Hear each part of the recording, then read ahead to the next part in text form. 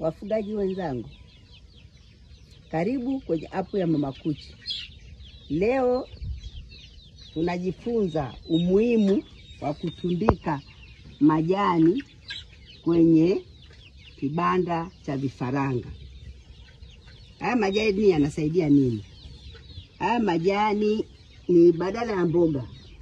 Haya yana virutubisho vingi, vitamins, kwa ajili ya kuboresha afya yao na kinga ya mwili ili wasiugue kwa urahisi. Hawa vifaranga hapa wana wiki 6 tu.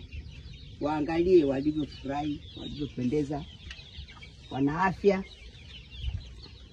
Na ni muhimu kuwawekea majani kwa sababu gani nyingine ya muhimu?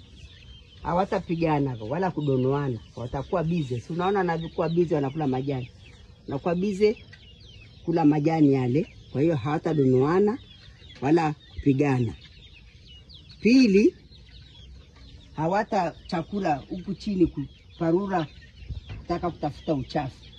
Watakuwa wako busy kwenye kudonoa majani na kula chakula na chakula safi na maji, na unajitahidi kuweka kulingana na vifaranga vyako.